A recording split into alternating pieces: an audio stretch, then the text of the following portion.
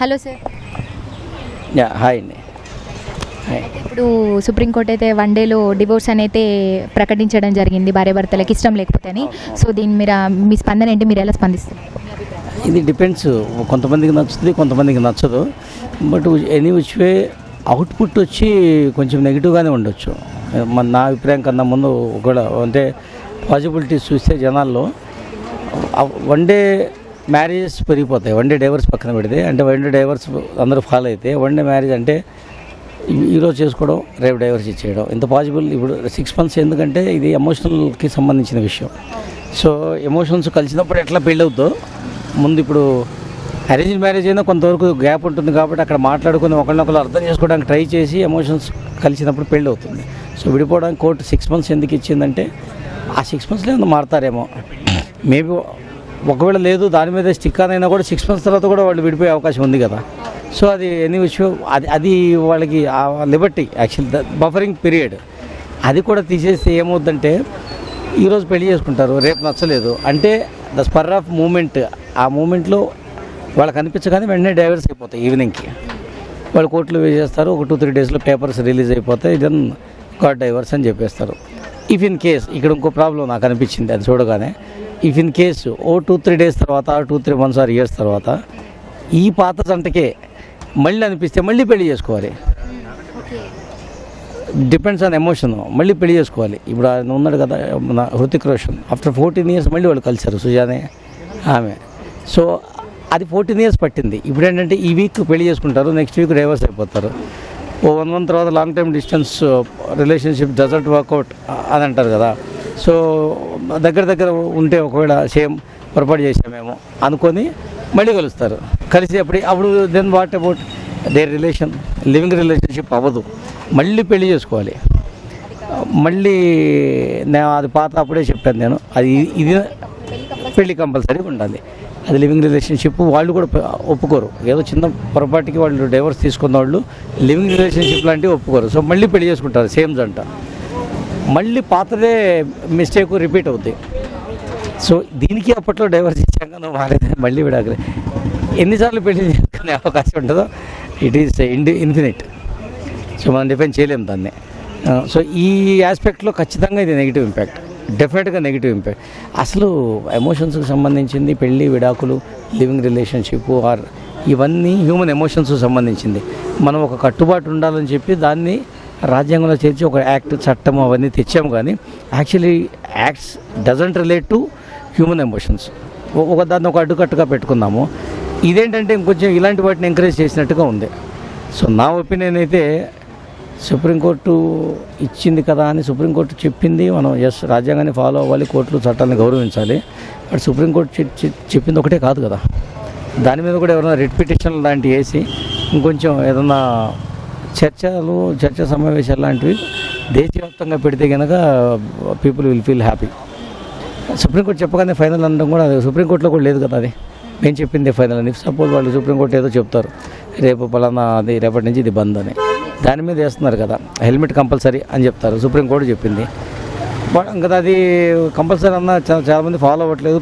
జనాల్లో కొంతమంది especially girls బెంగళూరులో ఒకసారి ఉద్యమమే చేశారు ఏకంగా, సుప్రీంకోర్టు చెప్పినా కూడా. ఇట్లాంటివన్నీ ఎదురవుతుంటాయి.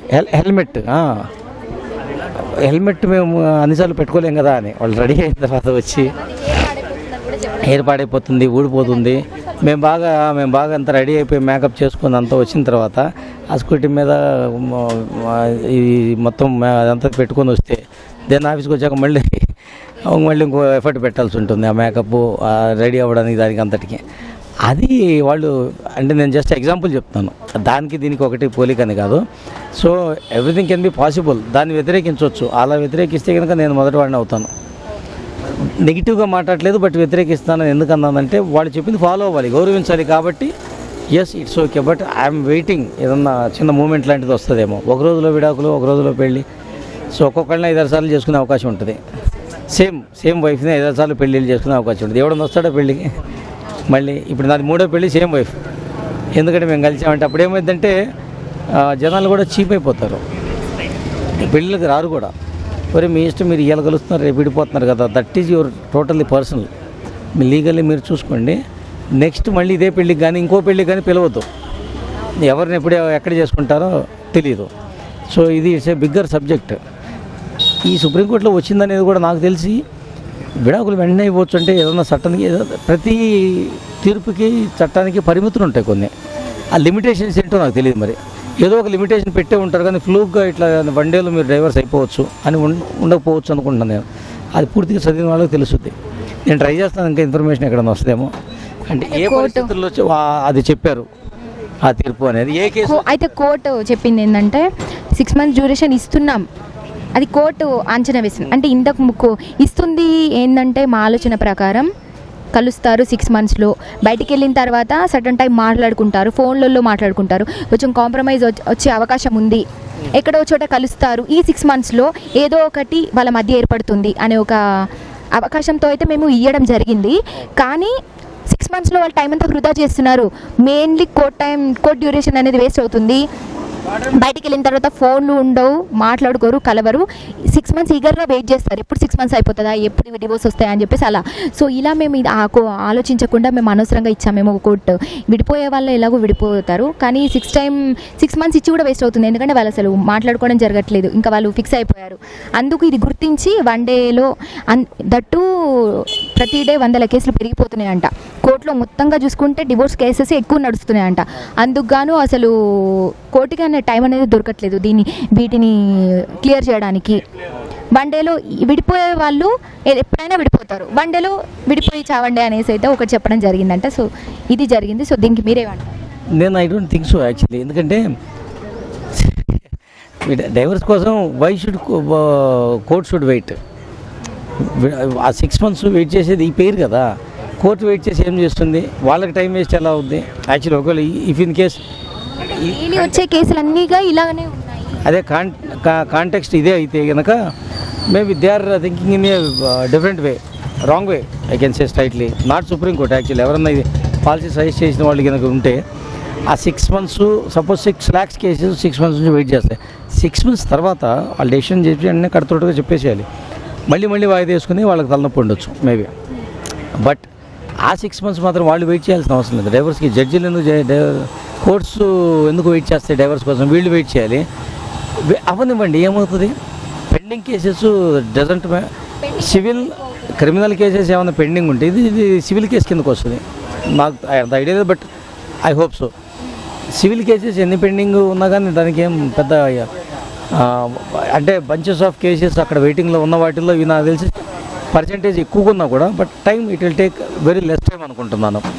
అంటే రిస్కీ ఆర్గ్యుమెంట్స్ ఉండవు. ఫ్యామిలీ కోర్ట్స్లో తేల్చుకోవచ్చు, లోక్ అదాలత్లో తేల్చుకోవచ్చు, లోకల్ పోలీస్ స్టేషన్లో తేల్చుకోవచ్చు.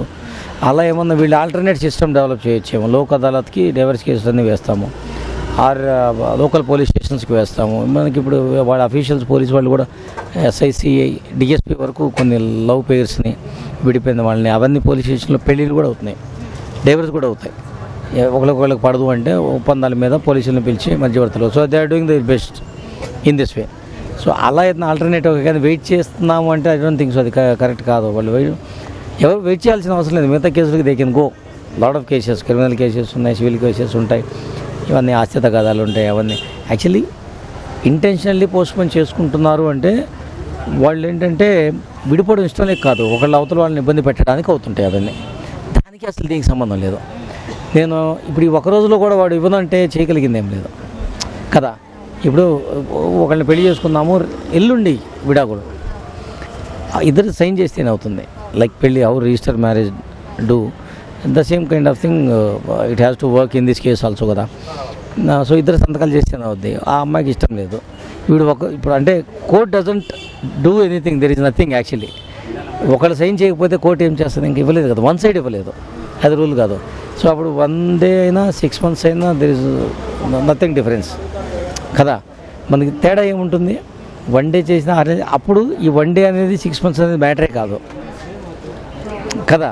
అయితే ఇప్పుడు ఒకరికి ఇష్టం, ఒకటి డివోర్స్, మనం మామూలుగా మాట్లాడుకుంటే కనుక ఒకరికి డివోర్స్ ఉంది, ఇష్టం ఉంది, ఒకరికి ఇష్టం లేదు. ఇది ఎన్ని కేసులు వాయిదా అయినా సరే, ఎన్ని మంత్స్ అయినా సరే, ఎన్ని ఇయర్స్ అయినా సరే ఒకరు సైన్ పెట్టా అంటారు. బట్ డివోర్స్ కావాలంటే ఎలా? అప్పుడు నెక్స్ట్ మ్యారేజ్ చేసుకునే ఛాన్స్ ఉందా? అంటే అర్థం కాదు. డివోర్స్ అయిన తర్వాత వేరే మ్యారేజ్ చేసుకోవచ్చు కాదు సార్, ఇప్పుడు ఒకరికి ఇష్టం ఉంది, ఒకరికి ఇష్టం లేదు. అది ఎన్ని కేసులు వాయిదా పడినా కూడా ఈ కేసు ఎంతవరకు వెళ్తుంది అసలు? అసలు ఫైనల్గా డివోర్స్ వస్తాయా రావా? Then people needs police help, Lok Adalat, local courts help. అది నార్మల్ కేసెస్లో కూడా ఉంది. After 6 months also lot of cases are there. Even మాకు తెలిసిన వాళ్ళలో కూడా ఉన్నారు. వాడు విడాకులు ఇవ్వడు, వాడు పెట్టాడు సైను, వాయిదాల మీద వాయిదా 5-6 ఏళ్ళు పట్టుద్ది. ఈ అమ్మాయికి పెళ్లి కాదు, వాడు చేసుకోవడానికి లేదు, ఇద్దరు ఇబ్బంది పడాల్సిందే. వాడు డైవర్స్ కేసు కోర్టులో ఉండగా ఈ అమ్మాయికి without her concern, first wife concern వాడు చేసుకున్నా కూడా ఈ అమ్మాయి లీగల్కి రెండో కేసు కింద వెళ్ళిపోవచ్చు కదా, వాడు వెళ్ళిపోవచ్చు కదా. అది సేమ్ కదా. అక్కడ మళ్ళీ సపరేషన్ ఏం లేదు కదా. There is no gender bias. So separation ఏం లేదు. సో ఆ అమ్మాయి చేసుకుని వీడికి తెలియకుండా or any legality is there. మళ్ళీ అది ఒకటి ఉంది కదా, living relationship, is not my husband అన్న కూడా అనొచ్చు. But if any official concern is there that they has done that marriage kind of thing అని ఉంటే అప్పుడు మాత్రం వీడు కూడా వెళ్ళిపోవచ్చు. How can it possible? Doesn't matter of 1 day or 6 months. So నాకు తెలియకుండా ఇప్పుడు ఒక కేసు కోర్టులో నడుస్తుంది. సో ఇప్పుడు నాకు ఇష్టం లేదు, నేను పెట్టలేదు సిగ్నేచరు, దాన్ని పంచాయతీ పెట్టుకోవాలి కదా. ఇవన్నీ స్టేజ్ బై స్టేజ్ రేంజ్ ఆ డిగ్రీస్ పంచాయతీ. వాళ్ళ లైఫ్ ఏంటంటారు అంటే ఇంకో అమ్మాయి సెకండ్ మ్యారేజ్ చేసుకోవాలనుకుంటుంది అండ్ ఈ వీళ్ళకు పిల్లలు ఉన్నారు. ఒకళ్ళు కావాలంటారు, ఒకళ్ళు వద్దంటారు. దీని ప్రాసెస్ ఏంటంటారు? డెఫినెట్గా ఇద్దరిది మ్యూచువల్ అండర్స్టాండింగ్. అర్థం చేసుకోవాలంటారు. డెఫినెట్గా మ్యూచువల్. అది కోర్టులు ఏం చేయలేదు. సమ్ టైమ్స్ కోర్టు పిల్లలు ఒకరికి కావాలంటారు, ఒకరికి వద్దంటారు. లైక్ మనం చూస్తున్నట్టయితే కొంత డ్యూరేషన్ వరకు ఇక్కడ ఉండాలి, కొంత డ్యూరేషన్ వరకు ఫాదర్ దగ్గర ఉండాలి అని అయితే మనం తెలుసు. లేదు మేము వేరే లైఫ్ చూసుకుంటున్నాం, మనకైతే వద్దు అని అంటారు. నువ్వే తీసేసుకో, ఫాదర్గా నువ్వు తీసుకో, నాకు డివోర్స్ కావాలి అంటే ఇది ఎంతవరకు వెళ్తుంది? అది క్రిటికల్ కేసు చెప్పాలంటే ఇద్దరు ఉన్నప్పుడు కన్నా ఒకళ్ళు ఉన్నప్పుడు అది కొంచెం టిపికల్గా అనిపిస్తుంది. ఒకళ్ళే ఉన్నారు, కిడ్ బాయ్ ఆర్ గర్ల్, ఎవరి దగ్గర ఉండాలి అనే దగ్గర అది మ్యూచువలే, అది ఖచ్చితంగా మ్యూచువలే. అది కోర్టు కెనాట్ డిసైడ్. చేస్తే వేరే కోర్టుకు వెళ్తారు కదా. ఇప్పుడు mother mostly they want kids. నాకు వాడు కావాలి, అబ్బాయో అమ్మాయో, నా కిడ్ నాకు కావాలి, మదర్ కావాలంటుంది. ఒక్కోసారి ఏంటంటే ఇప్పుడు హృతిక్ రోషన్ కేసు ఉంది కదా, అది కిడ్స్ ఇతను తీసుకున్నాడు, అది మ్యూచువల్ కన్సెంట్.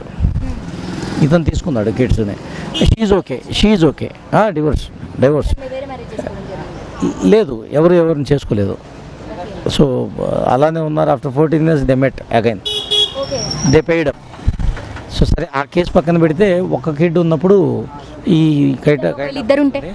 కోర్టు కూడా ఏం చెప్తుంది, మీ ఇద్దరే తెలుసుకోండి అని చెప్తుంది. ఎందుకంటే జడ్జిమెంట్ కెనాట్ ఫోర్స్ ఎనీవన్. ఇగో ఇక్కడ ఉన్న ఫస్ట్ ఆఫ్ ఆల్ అంటే నా పర్సనల్ డౌట్ ఏంటంటే అంటే వీళ్ళకి ఇష్టం లేకుండా కోర్టు బలవంతం చేసే ఛాన్స్ అయితే చేసే ఛాన్సే లేదు. ఛాన్స్ లేదు డెఫినెట్లీ లేదు. ఎందుకంటే ఇప్పుడు నేను తీసుకుంటాను బాబు అంటే లేదు నేనే తీసుకుంటాను అనే దగ్గర ఇద్దరికి వాళ్ళకి ఉన్నట్టు కదా, parenting they are best parents అనుకోవాలి. ఇద్దరు కొట్లాడుతుంటే నా దగ్గర ఉండాలి 6 అవతల మీద కోపంతో తీసుకోవచ్చు. సో ఈ 2 కేసెస్ ఉంటాయి జనరల్గా.